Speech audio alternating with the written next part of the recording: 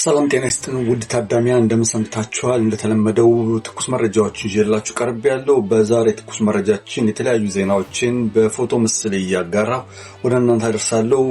ከመካከለኛው ምስራቅ ፋርስ ባህረ ሰላጤ ዜናውን ማቀርብላችሁ ዳዊት ጀግና ነኝ። በቅድሚያ ርዕሶቹን ላሰማችሁ። በመካከለኛው ምስራቅ ፋርስ ባህረ ሰላጤ ያለው ግጭት እንደቀጠለ ሲሆን ኢራን በኩዌት እንዲሁም ደግሞ በባህሬን በዮርዳኖስ ያሉ የአሜሪካን ጦር ሰፈሮችን ደበደበች።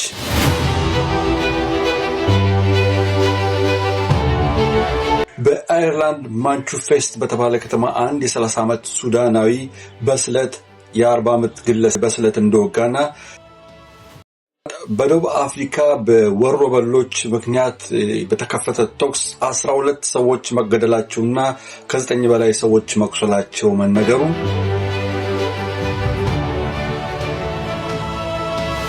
በካናዳ አንድ የመንገደኞች አውሮፕላን አብራሪ 17 ዓመት በተጭበረበረ ሰነድ ሲያበር እንደነበረ መገለጹ የሚሉት ለሰዓቱ ካሉ ዋና ዋና ግንባር ቀደም ዜናዎች ይሆናሉ።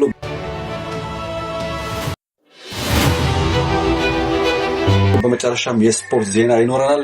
በዛሬው የስፖርት ዜናችን ሐሙስ የሚደረገው የዓለም እግር ኳስ ዋንጫን ባስመለከተ ሶማሊያዊ ዳኛ ኡመር አብድልቃድር ወደ ዓለም እግር ኳስ ዋንጫ ዳኝነት እንዳይመራ አሜሪካ መንግስት ቪዛ መከልከሉ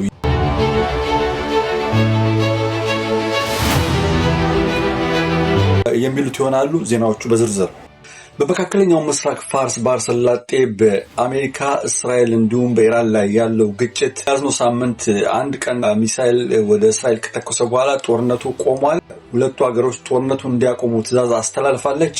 አሜሪካንም ሆነ ኢራን የተኩስ አቁም ስምምነት እስካልተጣሰ ድረስ ተኩስ አንጀምርም ብለው ተስማምቶ ለጊዜ ጦርነቱን አቁመዋል። ይህ በእንዲህ እንዳለ በመካከለኛው ምስራቅ ፋርስ ባህረ ሰላጤ ያለውን ግጭት ለማስቆም የአሜሪካ ልኡካንና የፓኪስታን ልኡካኖች በሚያደርጉት ድርድር የኒኩሌር መርሃ ግብርን ለማስቆምና እልባት ለማድረስ ጫፍ ላይ ደርሰናል በማለት መረጃ አድርሰውናል። እንግዲህ የመካከለኛው ምስራቅ ፋርስ ባህረ ሰላጤ ጦርነትና ግጭት ይህን ይመስላል። ወደ ቀጣይ ዜና ስናልፍ ደግሞ በአየርላንድ አንድ የ30 ዓመት ወጣት ሱዳናዊ በስለት በአደባባይ አንድ ሰው በስለት መውጋቱ መነገሩና ከፍተኛ ውዝግብ እንዳስነሳ እየተነገረ ነው። በአየርላንድ የተነሳው ይህ ግጭት በምክንያት እንደሆነ ፖሊስ ሁኔታውን እያረጋገጠ ነው። በአደባባይ መሃል ስለት አውጥቶ ሰው ለመውጋት የሞከረውና አንድ ሰው የወጋው ይህ ሱዳናዊ የአካባቢው ሰዎች በተለያየ ነገር ለመከላከልና ተጨማሪ አደጋ እንዳያደርስ ሲከላከሉ ቆይተዋል። ፖሊስም ደርሶ በቁጥጥር አድርጎታል። ጉዳዩ ወደ ፍርድ ቤት አመርቷል። በደቡብ አፍሪካ 12 ሰዎች መገደላቸው ተነገረ። በደቡብ አፍሪካ ወረበሎች ባነሱት ተኩስ በጆሃንስበርግ ከተማ ውስጥ 12 ሰዎች ሲገደሉ ከ9 ሰው በላይ መቁሰሉ ተነገረ። እነዚህ ወረበሎች በየቤቱ እየገቡና ቤት እየሰበሩ አደጋ ሲያደርሱና ሰዎችን ሲገሉ ከቆዩ በኋላ ፖሊስ ለመያዝ ባደረገው ጥረት ሳይሳካ መቅረቱ በመጡበት መኪና ተመልሰው መሰወራቸውን የደረሰን ዜና ያስታውቃል። ደቡብ አፍሪካ በአማካኝ በቀን 60 ሰዎች ከሚገደሉባት አገሮች መካከል በከፍተኛ ደረጃ ላይ በሰንጠረዥ ተቀምጣለች። በብዛት የሚቆጠሩ ስደተኞች የሚገኙባት ደቡብ አፍሪካ እንደዚህ አይነት ችግር ሲፈጠር የመጀመሪያ እንዳልሆነ ሲገለጽ፣ እነዚህ አሸባሪዎች ወይም ደግሞ የወንበዴዎች በድንገት ተኩስ አንስተው 12 ሰዎች መግደላቸውን የደረሰን ዜና ያስታውቃል። እነዚህ ወንበዶች ማን እንደሆኑ ማንነታቸውን ለማጣራት ፖሊስ እየተከታተለ ይገኛል። ለሟቾችም ነፍስ ይማር። በካናዳ አንድ የመንገደኞች አውሮፕላን አብራሪ 17 ዓመት በተሳሳተ ሰነድ መንገደኞችን ሲያጓጉዝ እንደነበረ ተገለጸ። የካናዳው አየር መንገድ በሰጠው መግለጫ ይህ ፓይለት ከ1998 ዓ.ም ጀምሮ ለ27 ዓመት የመንገደኞችን አውሮፕላን ሲያበር የነበረና ብቁ ፓይለት እንደሆነ ከገለጹ በኋላ ከተወሰነ ጊዜ በኋላ ግን በተሳሳተ ሰነድ ሲያበር እንደነበረ ቢገለጽ ፓይለቱ የ27 ዓመት አገልግሎት ያለውና ልምድ ያለው እንደሆነ ሲናገሩ ከጥቂት ጊዜ በኋላ ግን በተጭበረበረ ሰነድ አውሮፕላን ሲያበርና መንገደኞች ሲያጓጉዝ እንደነበረ ደርሰን በቁጥጥር ስር ለማዋል በቅተናል ሲል አየር መንገዱ አስታውቋል።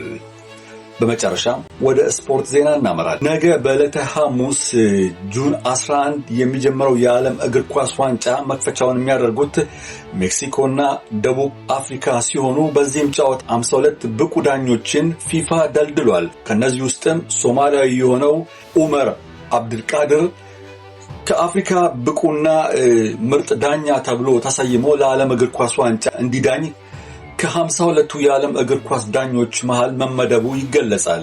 ይህ በእንዲህ እንዳለ ኡመር አብዱልቃድር ወደ ዩናይትድ ስቴትስ ባደረገው በረራ ማያሚ አየር መንገድ እንደደረሰ ወደ አሜሪካ እንዳይገባ ታግዷል። አሁን ቱርክ ላይ ነው የሚገኘው።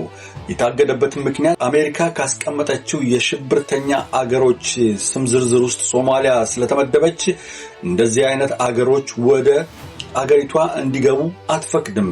በተለይ ሶማሊያ የአልሸባብ ሽብርተኞች ያሉባት አገር እንደመሆኗ መጠን ከፍተኛ መስፈርት የያዘች በመሆኗ አሜሪካ ለሶማሌ ቪዛ መስጠት አቁማለች። ይህ በእንዲህ እንዳለ የኢራን እግር ኳስ ተጫዋቾች በዚህ ጉዳይ ቪዛ ሲሰጣቸው ለምን ለሶማሊያዊ ዳኛ ተከለከለ ለሚለው ጉዳይ ሶማሊያ የደህንነት መረጃ በቂ እንደሌለ ከመገለጹም ባሻገር ኢራን ጋር ያለው የስፖርት የወዳጅነት ግንኙነትና የተለያዩ መረጃዎች አሜሪካ በሰፊው ስለምታገኝ ለኢራን እግር ኳስ ቡድን ቪዛ ላለመከልከል ያስቀመጠችው መስፈርት ቪዛ እንዲሰጣቸው አድርጓል። እንግዲህ ነገ ሐሙስ የሚጀምረው የዓለም እግር ኳስ ዋንጫ የሶማሊያው ምርጥ ዳኛ ኡመር አብዱልቃድር ለፊፋ አቤቱታ ቢያቀርብም ፊፋ ከአሜሪካ ባለስልጣኖች ጋር ጉዳዩን ካጣራ በኋላ በሀገር ውስጥ ጉዳይ እኛ ጣልቃ አንገባም በማለት ዳኛውን ከዓለም እግር ኳስ ዋንጫ እንዳይሳተፍ ሰርዞታል። ክቡራትና ክቡራን ተመልካቾቻችን ለዛሬ ያቀረብኩላችሁ ዜና በዚህ ይፈጸማል። በቀጣይ ዜና እስክንገናኝ ድረስ ከመካከለኛው ምስራቅ ፋርስ ባህረ ሰላጤ ዜናውን ይዤላችሁ የቀረብኩት ጉዳዮች ይህንን መልካም ጊዜ በያላችሁበት ጤና ይስጥልኝ።